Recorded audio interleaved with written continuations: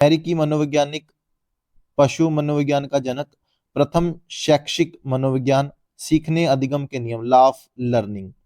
अब आपको इस बात का ख्याल होगा कि थॉर्नडाइक को किस किस नाम से जाना जाता है। नंबर एक तो एनिमल साइकोलॉजी का जनक कहा जाता है, और प्रथम शैक्षिक मनोविज्ञान कहा जाता है, और सीखने के सर्वप्रथम जिसने नियम दिए, लर्निंग के जिसने सबसे पहले नियम दिए, उसे थॉर्नडाइक कहते हैं। सीखना अधिगम के नाम, लॉ ऑफ लर्निंग। थॉर्नडाइक ने सीखने के 3 मुख्य नियम तथा 5 गौण नियम बताए हैं, जिसमें से मुख्य नियम है law of readiness, law of effect and law of exercise. अब आपको प्रश्न ये आ सकता है कि थॉर्नडाइक ने इनमें से कौन सा मुख्य नियम नहीं दिया। तो 3 दे दिए, चौथे का अलग से दे दिया, तो आपको पता होना चाहिए law of readiness, law of effect और law of exercise. Law of satisfaction इन्होंने दिया है, ठीक है, इन्होंने बाकी नहीं दिए।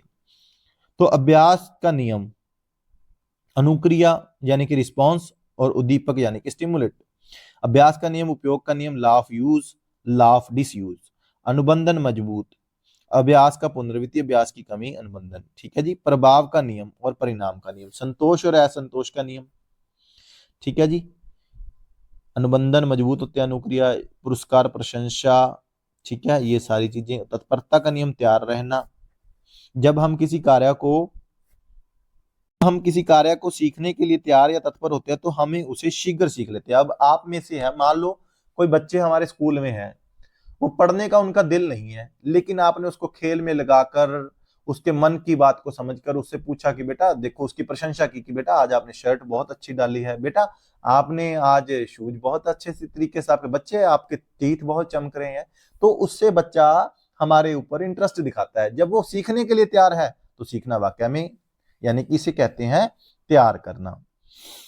तत्परता का नियम, लॉ ऑफ रेडीनेस। लक्ष्य के प्रति की जाने वाली क्रिया अनुक्रिया होती है। वह वातावरण या घटक जिसे प्राणी अनुक्रिया के द्वारा प्राप्त करना चाहता है उद्दीपक कहलाता है। और अनुबंधन, अनुक्रिया तथा उद्दीपक के मध्य बनने वाले संबंध को अनुबंधन कहते हैं। अब आ गए सीखने के गौण नियम, यानी कि सेकेंडरी नियम और सेकेंडरी लॉ ऑफ लर्निंग।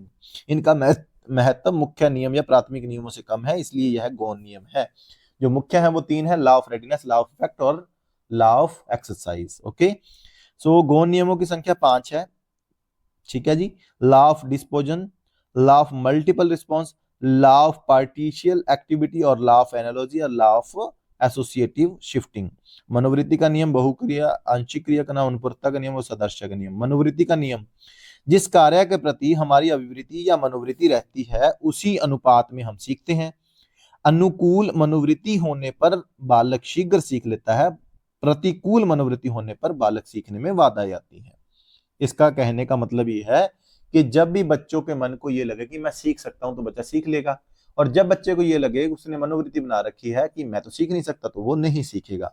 सो बहु अनुक्रिया का नियम, जब कोई नया कार्य करना सीखता है तब हमें उसके प्रति विभिन्न प्रकार की अनुक्रिया करते हैं। इनमें से कुछ अनुक्रियाएं लक्ष्य प्राप्ति में सहायक नहीं होती हैं, उन्हें हम छोड़ देते हैं, फिर भूल जाते हैं। अनुक्रिया का चयन, जो लक्ष्य प्राप्ति में सहायक होती हैं उसे ही सीखना है। आंशिक क्रिया का नियम, जब किसी समस्या को छोटे छोटे भागों में विभाजित कर प्रस्तुत किया जाता है और एक एक भाग का समाधान किया जाता है तो बच्चे पूरी समस्या को शीघ्रता एवं सुगमता से समझकर संपूर्ण कार्य में करते हैं। मान लो हमने कोई संख्या दी, 525 संख्या दी, तो बेटे को बोला कि पहले 5 को देखो बेटा, फिर 2 को देखो, इनके सैकड़ा इकाई दहाई को देखो, यानी कि उन्हें डिवाइड कर दिया, ठीक है।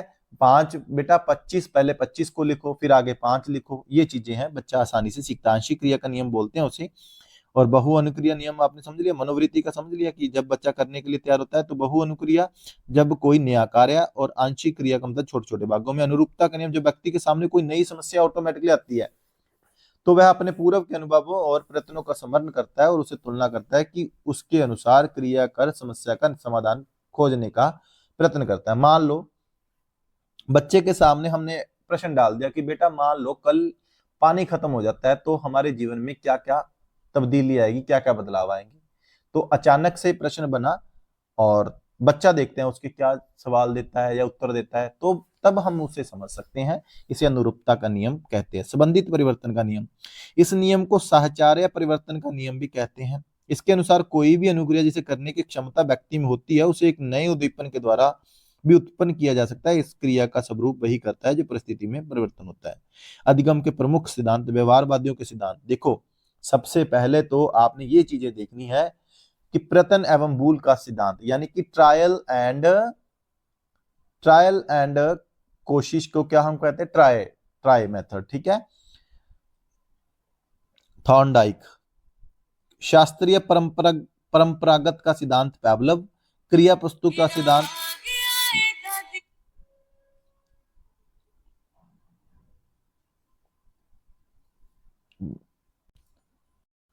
चलो अब हम थॉर्नडाइक का सीखने का सिद्धांत करते हैं। सन 1903 में यूएसए में बुक एजुकेशन साइकोलॉजी, थॉर्नडाइक का सिद्धांत सन 1903 में यूएसए में बुक एजुकेशन साइकोलॉजी प्रयोग किया था बिल्ली के ऊपर। उद्दीपक यानी कि स्टिमुलस मांस का टुकड़ा था, मछली का टुकड़ा था। अन्य पुस्तक है इसकी एनिमल और इंटेलिजेंस। अब प्रश्न ये बनता है कि थॉर्नडाइक ने कौन कौन सी बुक लिखी है, एजुकेशन साइकोलॉजी यानी कि शिक्षा मनोविज्ञान, एनिमल एंड इंटेलिजेंस। और थॉर्नडाइक का जन्म हुआ था 1874 और 1949 में। यह एक अमेरिकी थे, यूएसए में जन्म हुआ था। अब सिद्धांत के उपनाम, प्रयास एवं त्रुटि का सिद्धांत, प्रयत्न एवं भूल का सिद्धांत, आवृत्ति यानी कि बार बार सिद्धांत, उद्दीपक अनुक्रिया का सिद्धांत, एसआर बॉन्ड का सिद्धांत और संबंधवाद का सिद्धांत और अधिगम का बंध सिद्धांत और संयोजनवादी सिद्धांत। यानी कि इस नियम को 8 नाम से जाना जाता है। प्रयास एंड ट्रायल यानी कि ट्रायल एंड एरर मेथड, ठीक है जी। इसे थॉर्नडाइक ने दिया था, बिल्ली के ऊपर दिया था, मांस का टुकड़ा था, स्टिमुलेशन यानी कि उसकी ये चीज थी। ये देखो जी, एसआर थ्योरी, बिल्ली अनुक्रिया करता, अनुक्रिया उद्दीपक और लीवर, ठीक है जी। भी जैसे ही वो लीवर के ऊपर जाती तो उसे पता लगता है कुछ ना कुछ खाने को आएगा। चलो पढ़ते हैं हम।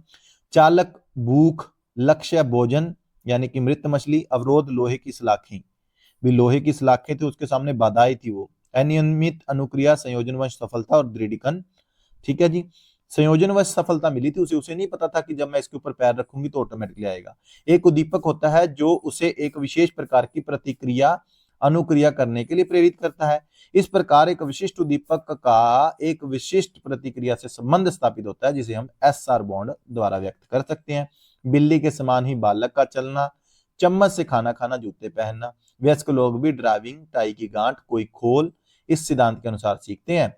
जैसे ड्राइविंग सीखते हैं, कब सीखते हैं, इस मतलब आपको एग्जांपल आ सकता है, ट्रायल एंड मेथड थ्योरी का हिसाब है। आगे चलते, अधिगम में प्रयास एवं भूल समाहित रहता है।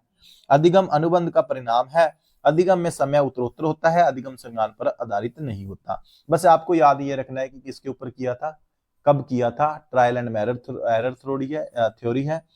ये चीजें हैं, मैंने जी पढ़े को बहुत समय हो गया, अब मुझे याद नहीं है, इसीलिए मैं भी देख के बोल रहा हूँ, जितना भी समझाने का प्रयास कर रहा हूँ। आपको यह बोरिंग लग रहा होगा, क्यों? क्योंकि हम सीखने के ऊपर ज्यादा फोकस नहीं करते। बस मेन देखो, मेरा ब्रीफ एंड डिटेल में बताने का यही प्रयास है कि अगर मैं छोटा बताऊंगा तो छोटे से छोटा याद रहेगा, बड़े में से कुछ ना कुछ तो याद रहता है। थॉर्नडाइक के सिद्धांत, सीखने के सिद्धांत का शैक्षिक महत्व, बड़े एवं मंदबुद्धि वाले बालकों के लिए उपयोगी है। धैर्य व परिश्रम के गुणों का विकास करता है। सफलता के प्रति आशा है, कार्य की धारणा स्पष्ट है, शिक्षा के प्रति रुचि है। गणित, विज्ञान, समाजशास्त्र आदि विषयों के लिए उपयोगी है। अनुभव से लाभ उठाने की क्षमता का विकास और भाषा में शुद्ध उच्चारण का विकास। अनियमित अनुक्रिया, बिल्ली द्वारा की जाने वाली गलत क्रिया, बिल्ली, चूहा, चूजा, खरगोश पर भी थॉर्नडाइक ने प्रयोग किया। अब प्रश्न ये बन सकता है कि इनमें से किस जानवर के ऊपर थॉर्नडाइक ने प्रयोग नहीं किया? बिल्ली देता, चूहा दे दिया, कुत्ता दे दिया, तो आप कुत्ते के ऊपर लगा के आओगे, पक्का कहता हूं। लेकिन अगर आपको ये ध्यान है कि कुत्ते के ऊपर तो पैवलव ने दिया, तो आप सही उत्तर लगाओगे, ठीक है। बिल्ली, चूहा, चूजा, खरगोश।